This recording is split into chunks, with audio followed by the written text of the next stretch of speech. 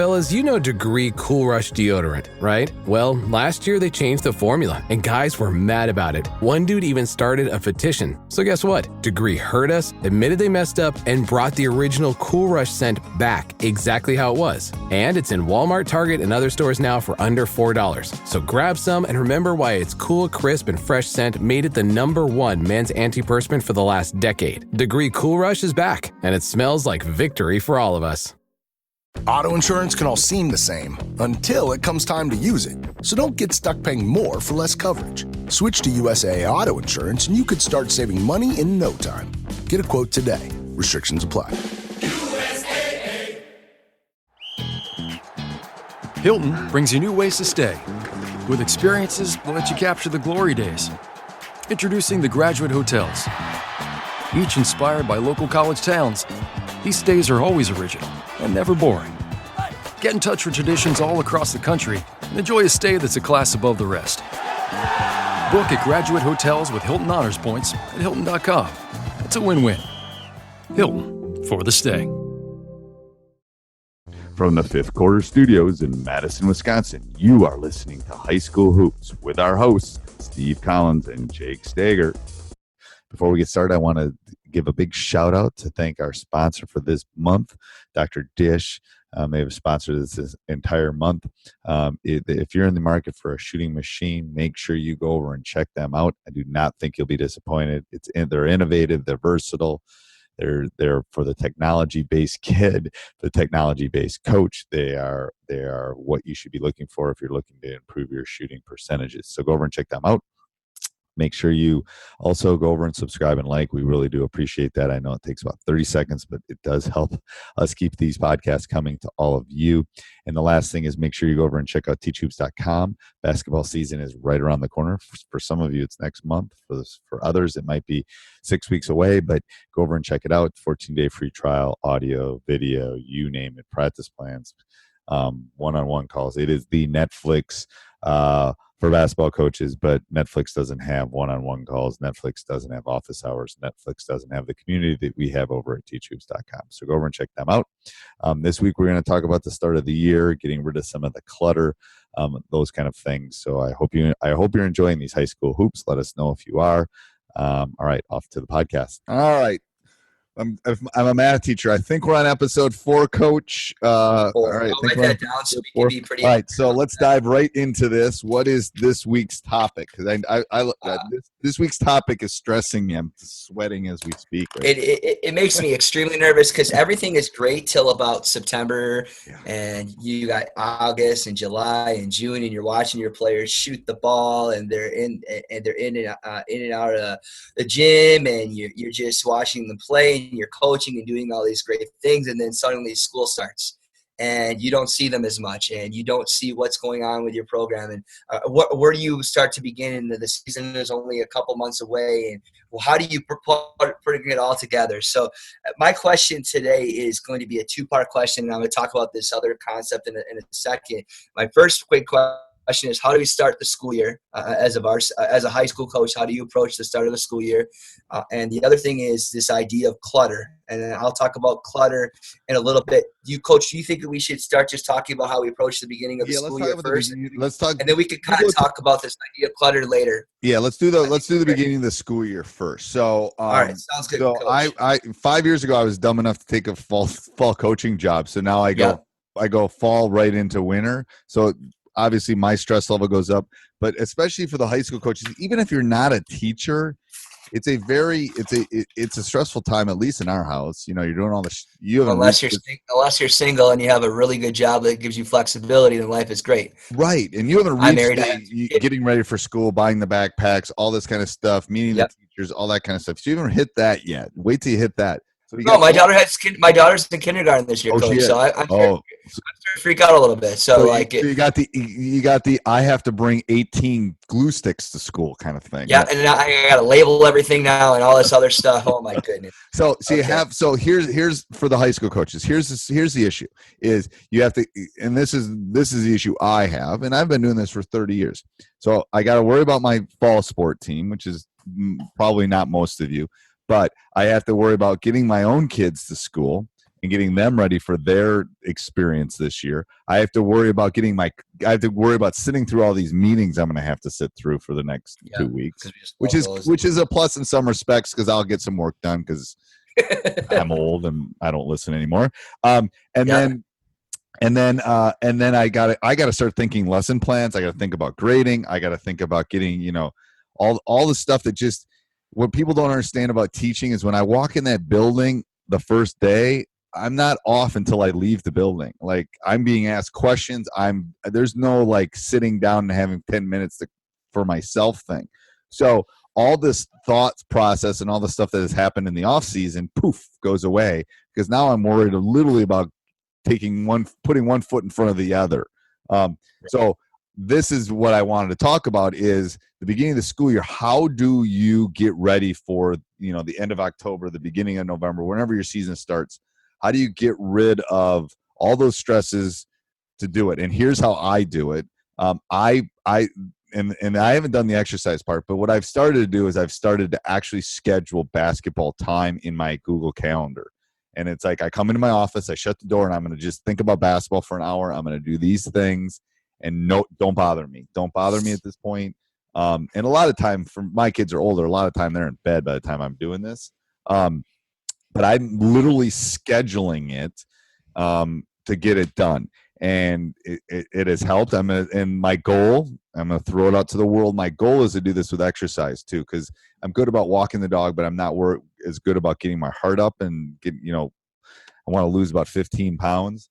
So I'm going to start scheduling my exercise too. I'm going to put it in the Google Calendar. I'm going to hold myself accountable, that kind of stuff. So that's something I do as far as trying to get rid of the stresses of the beginning of the year. Because the next thing you do is, like you said, Coach, you look up and it's freaking the end of October and the season's 2 weeks away. I think, too, is that if you're a first-year coach, you're never going to know all the stressors till you go through it. No. And I think it's just really important right now in September to think about and reflect about the things that are constantly getting in the way. And as I continue to coach high school basketball, I constantly made a list of things that overstressed me. And I started to try to get those done in September and October, even in summertime. And Right. I know that it's kind of late now in the year, but this idea, could I be able to do a lot of this stuff before the season even hits? Yeah. Because, is it I like to, as a head coach, I like to be involved with youth stuff. Can I get a lot of youth stuff done before the school year, the season starts? Can I be able to, another one's practice schedule. And a lot of you guys, a lot of high school coaches come in a small community where you got to collaborate with the girls coaches and the other coaches about setting your schedule. What does that look like? Yep. Scouting schedule. I mean, those are just different things that and this is where you can November. Yes, you can delegate some of this too.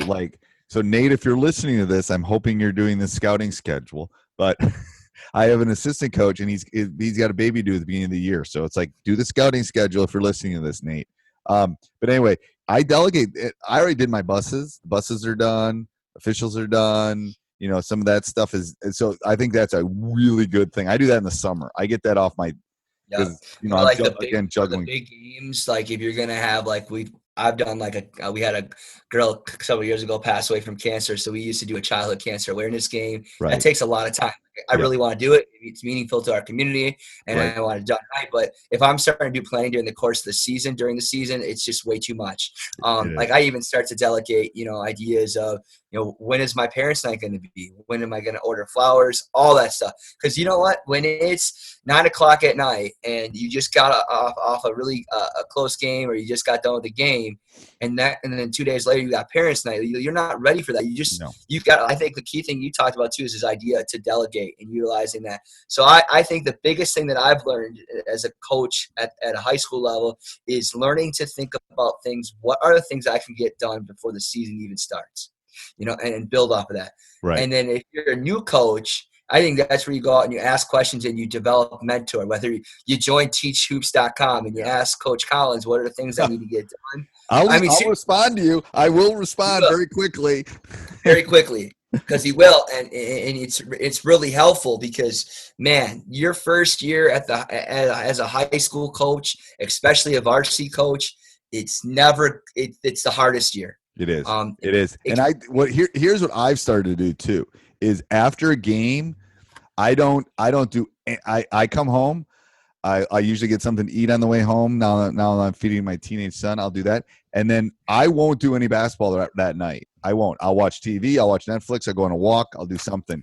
Like I almost need to come back down and have some like me time at that point. So I've always, and that's something I've started to do in the last 4 or 5 years. And that's really helped because I used to come home and then I'd start thinking about the next opponent.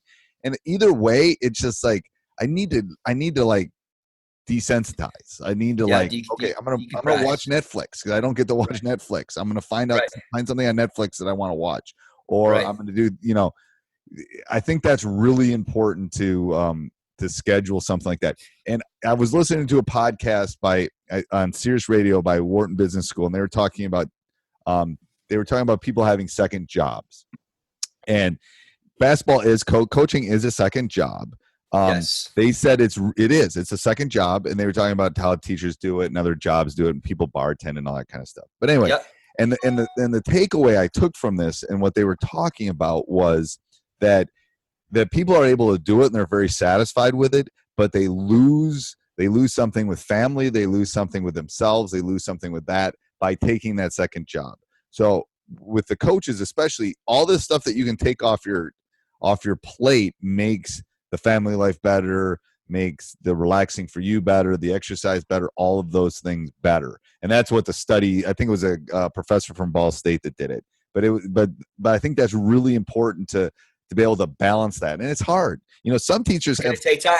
It's going to take time to balance that too. Because you got to develop really good assistants. You got to develop your core group of coaches. And like starting out, when you're built, a lot of people, when they get a head coaching job, you're building it from the ground up unless you put in your time, and that's about, you got to know what you can and can't, what you can do as a person, like I would talk about with my situation.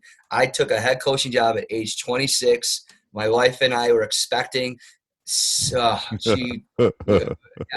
first year coaching, we bought a house. My first year coaching varsity basketball, we bought a house. My wife was pregnant, and it was my first year teaching in a new district. Oh my God, overload. Okay. Overload. So it's just too much. You're the polar opposite of me.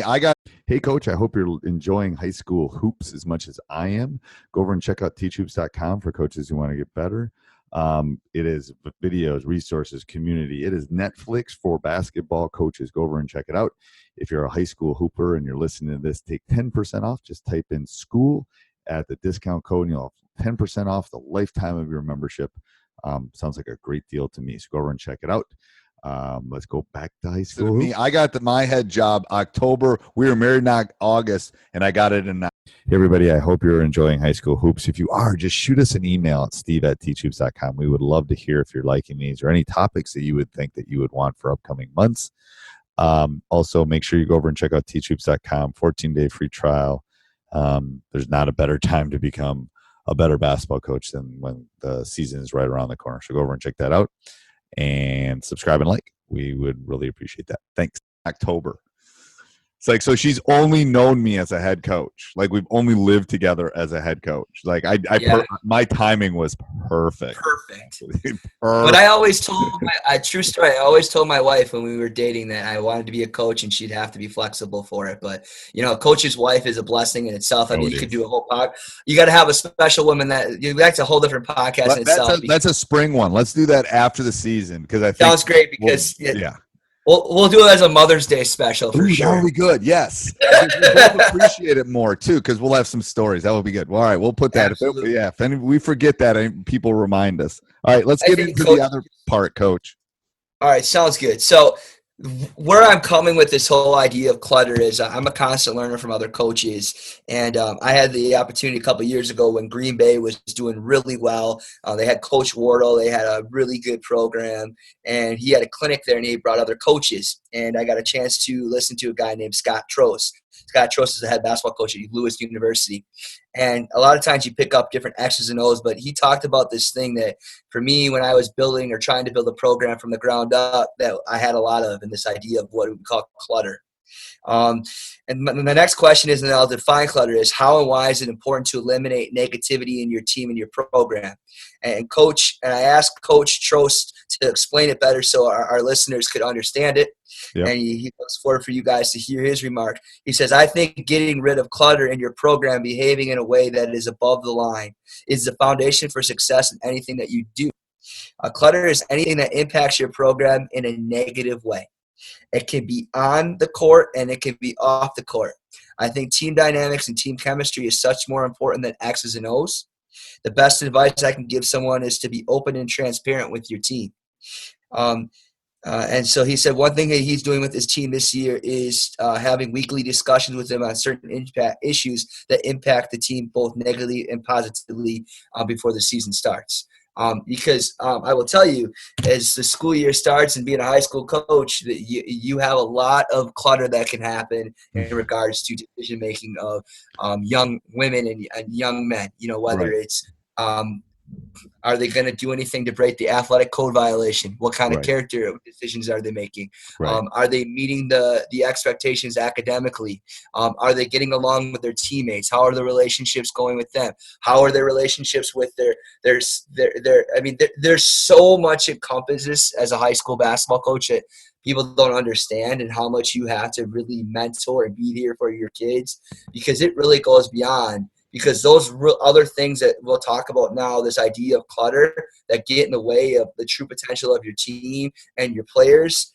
I mean, how do you try to eliminate that? It's very hard. And it's something that really impacts your program. It really does. And if a kid gets in trouble for doing a code violation, he's out the first 6 games. Right. That makes a huge damper, and it creates that clutter, that negativity in your program. How do you eliminate those things? Can you be able to eliminate all of them? I don't think so. You can't. You're not an all-knowing. You're not a god. You can't see everything. Right. But I do think there are things that you can do to help that. Well, I think what I think you can do is acknowledge it. I think you can, be honest with them. This goes back to what we were talking about a couple of weeks ago. There's, about being authentic, all that kind of stuff. You have to face it. If you don't face it, it's going to come back and bite you, in my opinion. Right. It also comes back to picking your team. Like it goes back to episode 1 of, what kind of players do you have? What do you do? Because, a bad apple can spoil the whole bushel, kind of thing. Right. And if not, that's where if you deal with it and you attack it, it makes it a lot easier, I think. And I'll tell you though, sometimes it's not worth keeping that bad apple as good as players as they are. I think a lot of coaches have made this mistake where, man, she's a really good basketball player. And then something happens in regards to a clutter situation where the negativity hits the peak and they're not even on the team anymore, and suddenly things change and the team is better without that person. It happens. So sometimes it's better to eliminate that negativity early on in the season or before the season even occurs, because you do know what your kids are doing. If you really are truly doing your job, you know what kind of kids, what kind of things that they're doing, and if it's going to be a problem for your program, I think you got to really you got to communicate that and not be afraid to talk about it. No, it's better to have 1 bad or 2 bad days at the beginning of the season and deal with the problem than to deal with it later in the year, because it's going to fester too. So I agree. I think clutter and this goes back to what I was talking about at the beginning, is like, I feel clutter at the beginning of the school year. I feel all these things. So you got to come up with systems to deal with the clutter. You have to deal with within your team, within your program, within your staff, within your thing. You almost got to think like a football coach. I don't know how the football coaches do it. I did middle school football one year because I really liked the coach, and a lot of kids in my school was playing basketball. Kids are playing football, so I decided to do junior. I mean, football is that's a whole nother nature, man. I gave football coaches out there. I mean, there's so much strategy and more players, and it's just it's a very complex game. It's a very complex game, and the issue is that the systems they must have. I am literally so my volleyball team will be 10 to 12. My basketball team will be 12 to 15. That's it for me. That's it. 1 person and an assistant, I'm thinking, I did the video board for our football game, and I'm looking over, and there's 6 Sun Prairie coaches, there's 4 Memorial coaches, and that's guys in the box with me. And then you look down on the sideline, and there's 70 kids in the sideline, and then there's coaches on the sideline. It's like, how do you deal with all those systems? Yes, maybe you and I have to do some more reading on football coaches, because I think I don't know, because I think you talk about a lot of these idea systems. So I think as we get going, as this whole high school hoops podcast continues within Coach Unplugged, I think we can talk about how to eliminate some of those clutters. So right. how your parent meeting, your coaching expectations for your players, your consequences. What are you doing to build relationships with right. your players? Because all those things, if those systems aren't in place, those become clutter. Right. And so I think you hit it on the head, is that you have to have systems in place. And I think another thing you've talked about is it's always better to over communicate. Always better to over communicate everything that you do. It is. You may sound redundant, but if you over communicate and emphasize things more often, you know that they're more likely they're going to hear it, or they can't go back that negativity and say, you didn't hear what I said. I told you couldn't do that. Or Yep. And the thing is, we live in a world where it's easier to communicate. Now, I'm not saying you're getting on the phone and calling every parent, but there's so many different ways to communicate with parents and communicate with. There's no excuse anymore. There's really no excuse for not communicating. Like sending a weekly email or sending this or that. I get frustrated with kids too, is that how do they not know what they're doing in school, or how they're doing. I mean, they can, most schools, and I'm pretty sure, and all the other coaches, that they can get their grades instantaneously on some type of online grade book. I do all my grades online. You do all your grades online. People are supposed to, and most districts, all districts really want us to upkeep those as educators so people can understand how they're doing. Right. So there's no excuse, No. But if we don't, I don't know, if we don't emphasize it, if we don't tell them about it, and we constantly communicate that those things are important, or they're going to get in the way, and there's just other things that people don't understand that get in the way. High school kids, they get into relationships and they think they're in love, and then their focus point is on their boyfriend and girlfriend. They think their world is going to end, and they play a really crummy game for the next 2 days. Right. Or at some point, in high school, a lot of people lose their first grandparent. Right. And how do you deal with that clutter? Because it's all things. As a high school coach, you don't learn in a class. You have to be prepared for that. You have to be, again, it goes back to this podcast a couple of times ago, this idea of being authentic, is that, clutter is going to happen, and how do you eliminate that negativity within your program? Right. And I think that's really important. I think we just came up with like 7 different podcasts too. Right. Exactly. I think you're right. Right. All right. Anything else, Coach? No, again, like if other people have ideas or issues of clutter that get in their way, I think that's one of the things that our intention of this. Because if we know the things that people are having clutter or having that issue within their program, then we can build upon a podcast that we can generate for you and other coaches, because they're going to have the same problems. So there's 2 ways. Two ways you can put it in the show notes. Probably even the better way, if you have some systems, you have some stuff you want to talk about, blah, blah, blah. Steve at teachhoops.com. So teachhoops.com, Steve at teachhoops.com. Really easy to remember. Send me an email and we'll definitely put it on the docket for future podcasts. Hey, Coach, I hope you're enjoying high school hoops. Go over and check out teachhoops.com, our sponsor, or one of our sponsors for this podcast. Go over and check them out. 14-day free trial right now. I think you'll love it. Videos, resources, community, other coaches. It is my little baby. So go over and check it out. And as a high school hoop list podcast listener, type in school and you'll get 10% off the lifetime of your membership. So it seems like a great deal to me. Go over and check it out. This podcast is part of the Sports Social Podcast Network.